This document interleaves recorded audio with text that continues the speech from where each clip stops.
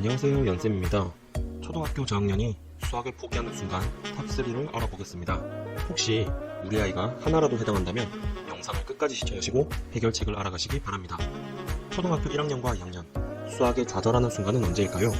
엄마들만 모르는 우리 아이 수학을 포기하는 순간 탑3를 지금부터 알아보겠습니다. 초등학교 1학년인 우리 아이, 덧셈, 뺄셈을 약간 어려워하긴 하지만 그 외의 부분은 곧잘합니다. 그런데 2학년이 되면 어떨까요? 2학년에 갓 올라온 학생들에게 2학년 1학기 3단원, 덧셈과 뺄셈은 아이들이 처음으로 벽을 느끼는 단원입니다. 아이들에게 어려운 개념이 무려 3가지나 나오기 때문인데요. 그 3가지는 받아올림과 받아내림, 어떤 수 네모, 덧셈과 뺄셈의 관계입니다. 먼저 어떤 수 네모입니다. 이런 문제를 한 번쯤 보신 적이 있을 텐데요. 아이들은 특히 이 어떤 수 문제를 어려워합니다. 어떤 수는 미지수라고 하는데요. 이 미지수가 포함된 문제는 초등학교 내내 아이들을 괴롭게 만듭니다. 다음으로 이 단원에서는 받아올림과 받아내림도 등장합니다. 1학년 때까지는 머리셈이 안되면 손가락이라도 동원하여 계산하였는데 이 단원에서부터는 그것마저 어렵습니다.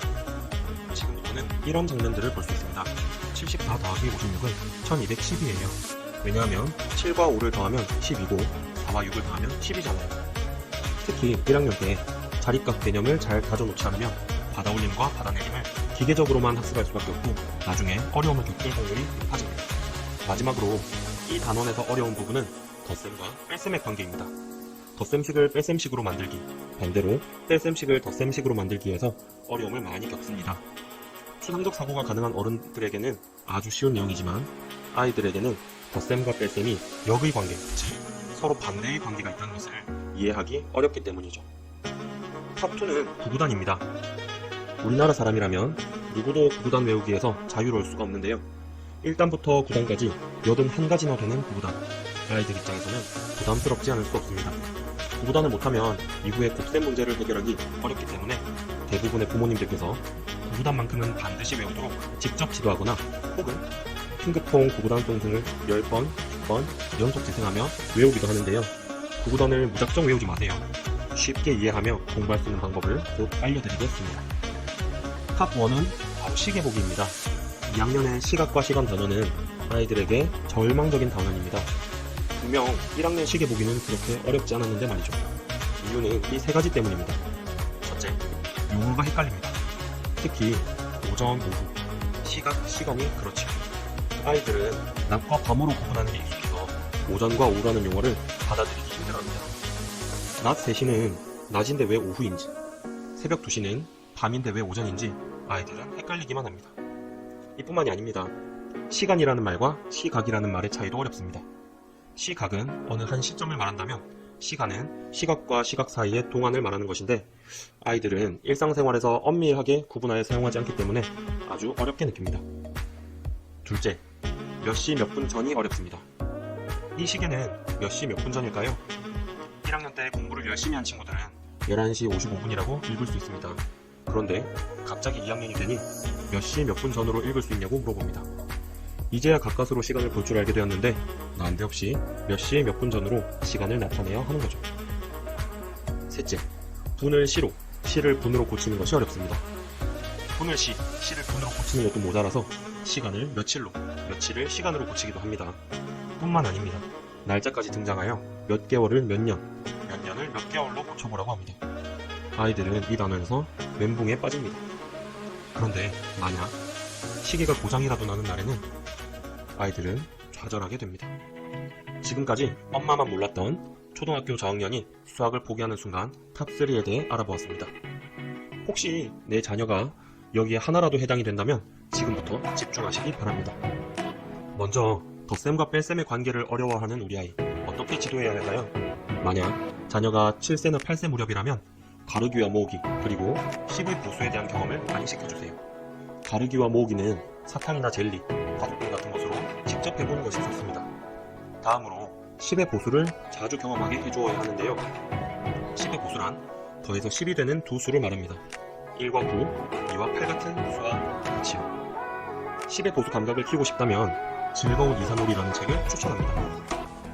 10의 보수는 게임으로도 익힐 수 있는데요. 다음과 같은 보드게임들이 큰 도움이 됩니다.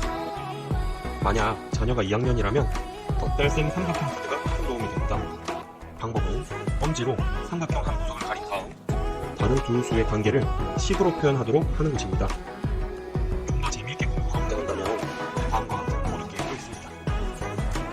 이번엔 어떤 수 네모의 지도 방법을 알아봅시다. 초등에서 네모는 중등에서 미지수 X의 개념으로 표현하죠.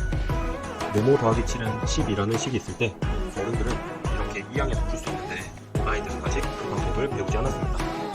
아주 간단하고 효과적인 방법을 소개합니다. 바둑알과 작은 상자 혹은 컵만 있으면 됩니다. 네모 더하기 7은 12를 지도하고자 한다면 바둑알 12개가 있다는 것을 보여주세요. 그리고 상자나 컵으로 5개를 재빠르게 가립니다. 그리고 나서 이 안에는 바둑알이 몇 개 있을까 하고 물어보세요. 이어서 그것을 어떻게 알았니? 라고 물어보세요.